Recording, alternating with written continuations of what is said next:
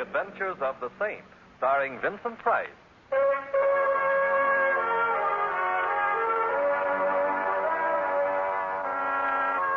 Saint, based on characters created by Leslie Charteris and known to millions from books, magazines, and motion pictures. The Robin Hood of modern crime now comes to radio, starring Hollywood's brilliant and talented actor Vincent Price as The Saint. Waiter. Yes, monsieur. Waiter, will you tell the chef of this unhappy restaurant that he'd make a better shoemaker? Monsieur, shoemaker? Look at this miserable concoction. It's called a salad. But, monsieur... Don't but me. But, monsieur, I have something to tell you. Yes? Someone is waiting for you at another table. Well, get back to him at once. Warn him against eating anything in this establishment. Tell him his life is in danger. Mr. Templar, there is something strange about the gentleman. I think he has a gun in his pocket. Aha. A more severe critic of food than I am. Well, tell the chef he'd better flee for his life. Oh, do you wish to see him? The chef? No, he'll have to look out for himself. Not the chef, monsieur. The little man. He is little, isn't he? Yes, sir, but... Desperate air about it. Well, I'll go see him. How do you do? You wish to see me? Mr. Templar, my name is Potts. How do you do? I need help. I'm the senior partner of Potts & Carter, Jewelers Extraordinary. Extraordinary. Earlier this evening, Mr. Carter was killed. Oh, too bad. Mr. Templar, it wasn't an accident. Oh? He was murdered. Oh, I see. And the police are picking you for Queen of the May. And you want me to prove you didn't murder Carter? Oh, no, Mr. Templar. No? No. I want you to prove I did.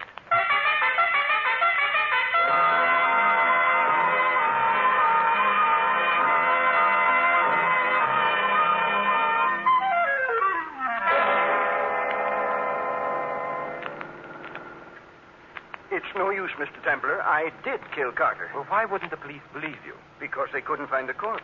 There's usually one around after a murder, you know. Somebody stole this one. Stealing corpses is a rather restricted profession. Where did you kill your partner? In our establishment on Wilshire Boulevard. Oh, that's a nice place for it. When? Earlier this evening. And then you phoned the police from the shop? No, I couldn't bear the sight of Carter's body. I walked over to a nearby hotel and made my call from there. And then? I returned to the shop. I didn't go into the back. Where the shooting had taken place? Yes. I waited for the police. They arrived. I told them what had happened and led them into the back. But when you got there, the cupboard was bare. Yes, Mr. Templar. No one had heard the shot? No, you see, it's a business neighborhood. It was evening. That's understandable. May I ask you a question, Mr. Park? Of course. Are you tired of living? Right. Oh, you mean why am I so anxious to have the police believe me? Yes. Because I shot Carter in self-defense. He's a larger man than I am. He was threatening me with physical violence. I acted only in self-defense. Oh, I see. Well, I'll drop you at your home, and, Mr. Potts, you've got a job. Yes? You've got to find your partner's body. But Now, ask yourself where you'd go if you were... No, he wouldn't be going anywhere himself. You better spend some time thinking about your friends. One of them might have removed the corpse in order to shield you. Or think of your enemies. Are you married? Yes, I am. Well, anyway, an enemy of yours might have moved the body to make the killing look like premeditated murder.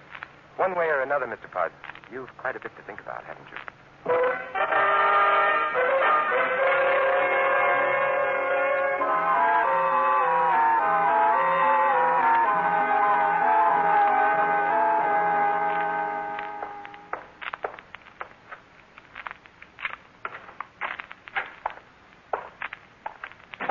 Mr. Templar? Well, my living room furniture is sprouting. Or are you, I'm Carter. Carter? Yes. Of Potts and Carter? Of Potts and Carter. One of us is in a bad way. Either you're dead or I'm crazy. I can assure you I'm not dead. Oh, very well. I'll see a psychiatrist in the morning. Tonight I'm sleepy. What did Potts want with you? Well, you've been haunting me, haven't you? I've been following Potts. What did he want? Oh, nothing really. He merely wanted to assure me that he'd killed you. He what? Killed you, shot you to amplify an already unbelievable remark. He said that? He must be insane. Well, eccentric, anyway. Mr. Carter, the situation is rather bizarre. A man confesses to a murder. The police do not believe him. He comes to me and asks me to prove him a murderer. I leave him and find myself confronting the man he claims to have murdered. It doesn't make sense. No, perhaps it's not intended to. What do you mean? I suggest you go to the police, identify yourself to them, and ask complete protection for yourself. I don't need any protection. Potts wouldn't harm a fly. Yeah, but you're not a fly.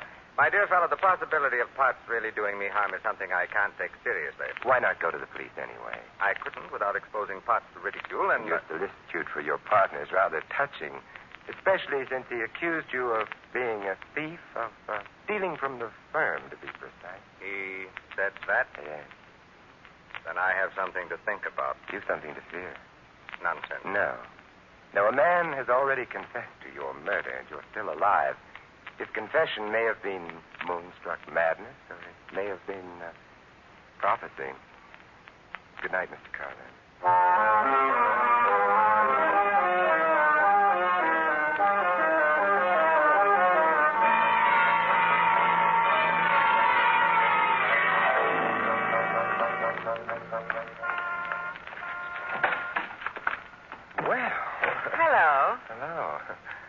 Cars they put out nowadays have rare and wonderful gadgets attached. Pardon me, but I'm trailing a fellow. Who? A man named Carter. Do you know him? Mm-hmm. Do I know you, or should I? What do you think? Carter's cab is well in sight.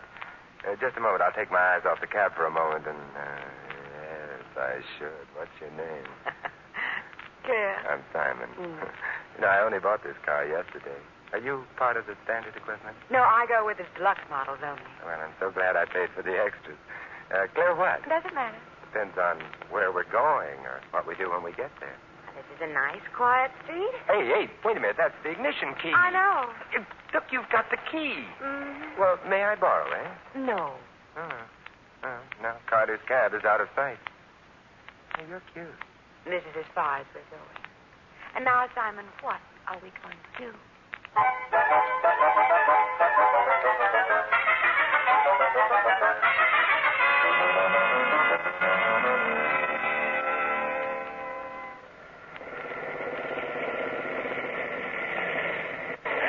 I beg your pardon. Oh, hello, officer. Now, this may be a residential neighborhood, but... Is it? It is.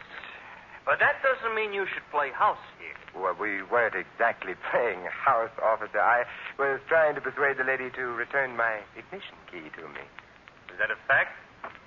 Lady, give him back his ignition key. All right, officer. Here you are, Simon. Well, thank you.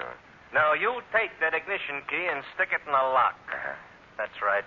Now you turn it. Oh, you're doing very nicely. Now you push the little button over there. This one? Yeah. Oh, charming. Now you shift the gear into first. You release the handbrake. Now, you're a bright boy. The next time you go out with a girl, make sure your ignition key isn't showing. Now step on the gas and get the heck out of here.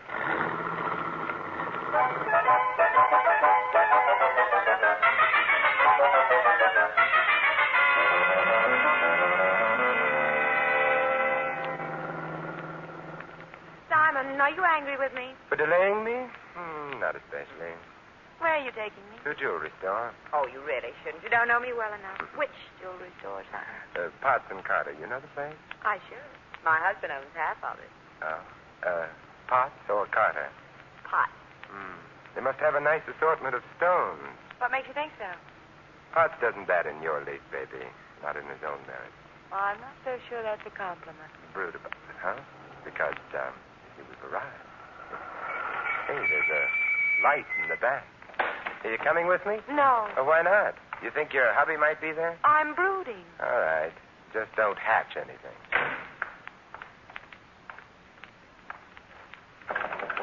Who's there? Open the door. Okay.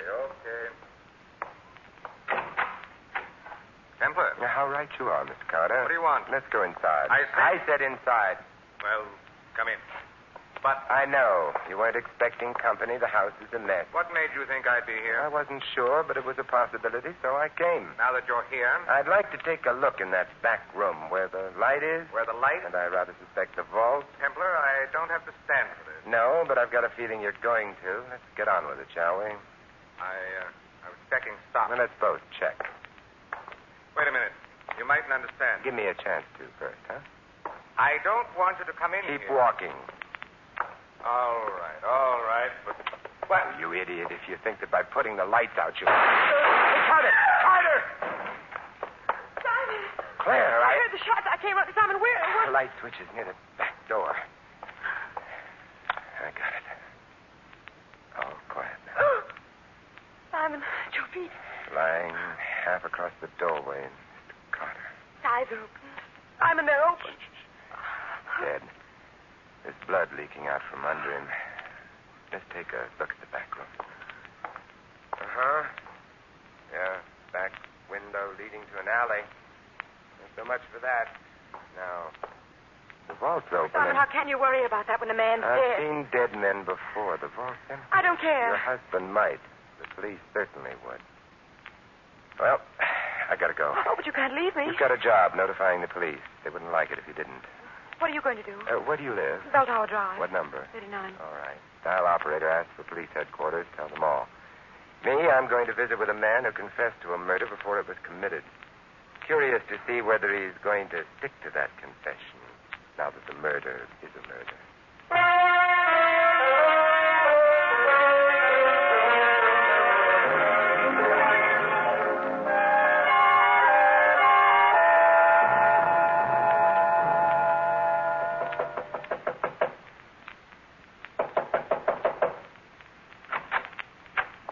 Yes? I want to see Mr. Potts.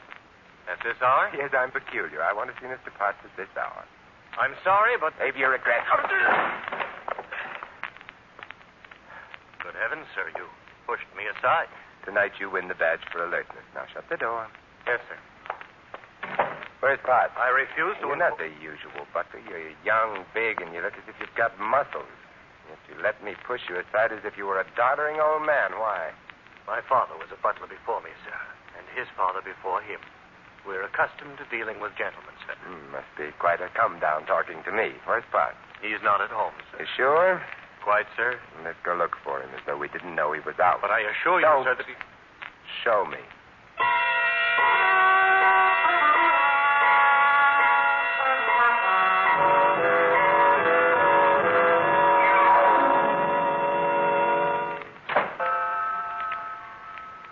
Well, he's not in the house. No, sir. Don't look so smug. Mrs. Potts isn't in the house either. You knew that, sir, before you looked. Tell me, how does she feel about her husband?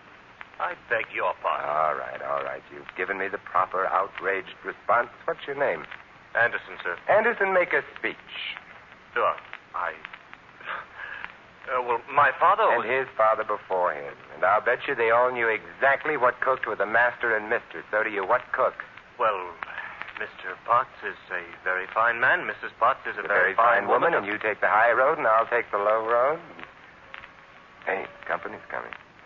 I will take the low road. Butler, who am I? I don't know, sir. Good. Then tell the police all about me when they arrive. And they'll be here soon. It'll give them something to think about besides Mrs. Potts. And, Anderson, Yes, sir? you think about something besides Mrs. Potts, too. Something like murder,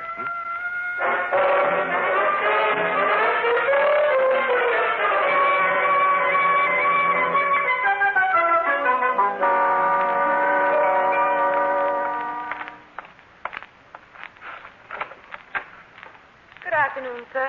Oh, It's only Simon. hello, Simon. Business as usual here at Potts and Carter, Yes, usual enough, I suppose, with Carter lying in the morgue and my husband. Where? Nobody knows. Police looking for him? Yes. Warrant out for him? No, of course not. Then whom have they in mind for Carter's murder? A burglar. It's obvious what happened last night. Someone was burgling the vault. Carter surprised him. The burglar shot Carter. It's a theory with a great many pleasant aspects. It doesn't explain your husband's confession, though. Well, he was overworked. He was tired. He didn't know what he was saying. Police are afraid that maybe he's lost his mind or something. Yeah, I like that or something better. The theory doesn't explain your husband's accusations against Carter.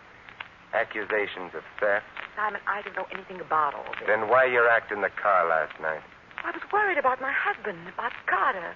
And then I've always wanted to meet you. Oh. Why? Well, it's not the kind of thing I can talk about coldly like this. Well, we must discuss it warmly. Some other time. Right now, what about Anderson, your butler? Anderson? I don't trust him. I know it's not done this year, mistrusting butlers, but I have a feeling he knows more than he should. More than he should about what? Why don't you find out? What? How could I? By discussing things with him warmly. I'm not so sure I like that. I'm not making friends today. Just influencing people. I can't imagine what Anderson would or wouldn't know. Stimulate your imagination by going out to the house now and working on him. You really think it's important? Very important. Now run along. Well, all right, but the shop... I'll lock up. You go on. Will I see you later? I'll be at home. Stirring up the furnace. Simon, you don't have to have a furnace. Be warm.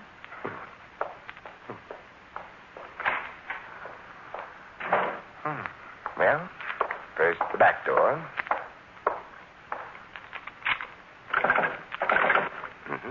Locked. And now the front door.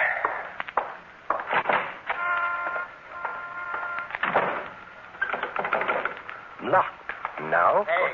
Yes? Hey, Sal. Yes? That's your heap over there?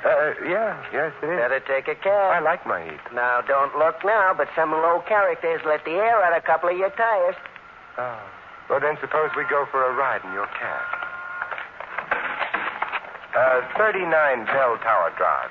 Okay. Say, did you happen to notice the happy prankster who deflated my tires? Sure, I noticed her. Why not? I'm under 80. Oh, well, why didn't you stop her? Mister, I'm a married man. That means I'm cautious. For all I knew, maybe you're the kind of fella likes a girl to deflate his tires for him. It depends on the circumstances, Cabby. Not so early in the morning. Okay. Next time I'll know you don't like a girl to deflate your tires for you in the morning.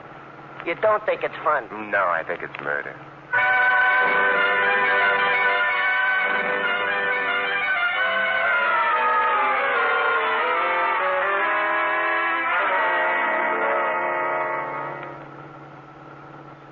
Bell Tower Drive up ahead. Okay. Pull over here. Okay. Nice stop. Want I should wait for you? We'll both wait. For somebody to get to the house? No, for someone to leave it. Hey, mister. Yeah? There's a guy leaving the house now, getting into a car. Good. Anderson, follow the car. Okay. Not too close, huh? Not too close. There he goes. Well, we go too. Hope he ain't going on no long trip. I ain't got too much gas in the tank. He's going on a very long trip, and yet I don't think he's going far. Huh? Space is relative, Cabby. Remember what Hamlet said? Well, I wasn't around at the time. I could be bounded by a nutshell, yet count myself king of infinite space. Oh, yeah, I remember it now. Were it not that I have bad dreams. Nice guy, Hamlet. I wonder, does Anderson have bad dreams?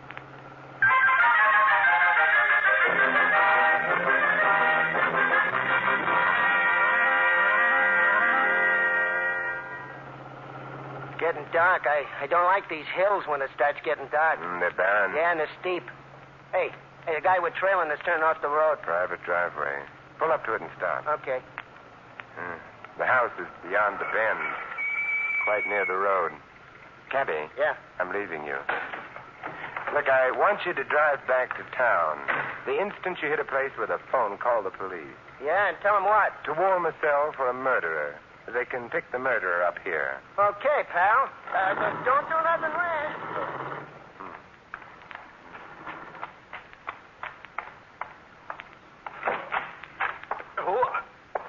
Oh, hello, Anderson.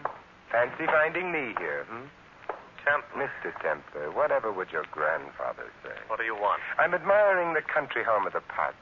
By the way, where is Mr. Potts? I don't know. Oh, who's that, a sick friend? Stay away from that door. Nonsense. It looks like a charming door. Works, too. Oh. Mr. Potts, tied and gagged. I told you to stay away I from don't accept advice graciously, nor do I care for large with lantern jaws. But lantern jaws are handy to hit. Now for you, Mr. Potts. We'll get the gag out of your mouth. There. You feel better? Oh, don't rush it. Your hands. Nice stuff. Shh, quiet. Look out behind you. Oh, hello, Claire. Hello? So glad you dropped in. You are? Yes. Remember I warned you about your butler? It was he who brought your husband here, tied him up, etc. That's interesting. You should ask me why I suspected him. Oh, all right, I'll tell you. When I visited your house and met Anderson for the first time, we had a little chat, in the course of which he remarked that I knew you weren't in the house before I searched it. That was odd, you know. Why? Because how did he know I'd seen you outside the house unless... Unless what? Let me help you to your feet, Mr. Potts. I can't move. Standing up will help restore the circulation. Unless what, Mr. Templar? Tut, tut. So formal, a Templar. Unless, Claire, you told him. Oh, why should I have told him that? Obviously, because you and he were in on this little plot together. Plot? To kill Carter and frame your husband for the murder. Thus you would inherit the business. And the butler. You're charming, Simon, but fantastically wrong. You're implying Anderson killed Carter. No. He'll go to the gas chamber as accessory. To whom? To you.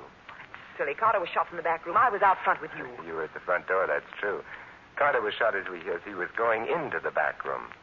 His back, therefore, was to us. And yet, if you remember, he was shot in the back. Afterwards, we remarked how he lay face upward with the blood coming out from underneath him. You aren't a fool, are you? Oh, dear. I was wondering how long it would be before you produced the pistol. Mr. Potts, can you stand alone? I can't. I'm falling. Oh, then fall in your wife's direction. Well, Mrs. Potts, your gun, if you please. Thank you. Well, that's a good deal better. The police will be here shortly, and that will be that. Oh, relax, Mr. Potts. You've fallen to rise again, but your wife, I'm afraid, has deflated her last tire.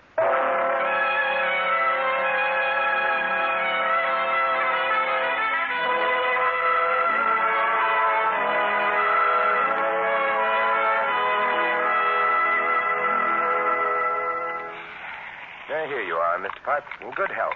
Mr. Templar, how could I have killed Carter and not killed him? Simplicity itself, Mr. Potts. Your gun had been carefully loaded with blanks. Carter pretended to be dead. But why should he have done that? Your wife must have persuaded him that by doing that he would escape going to jail for theft. And she'd have a hold over you. She's not a very nice woman, is she?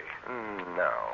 With Carter murdered, she was preparing to have you disappear permanently. It would seem to the police that you'd killed Carter and fled to the country. I can't thank you. Don't bother. It was fun. But in the future, Mr. Potts, before you confess to murdering anyone, be sure you murder him.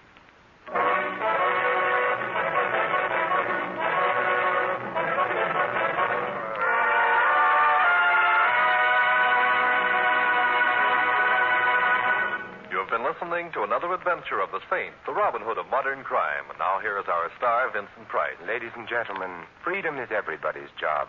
The Bill of Rights established our freedom and protects it. But freedom demands that each of us carry out our duties as a citizen. To vote in an informed way so that the best man is placed in public office, to serve on juries, to take an active interest in public issues. Remember, by making our form of government work better here, we strengthen democracy everywhere. This is Vincent Price inviting you to join us again next week at the same time for another exciting adventure of the Saint. Good night.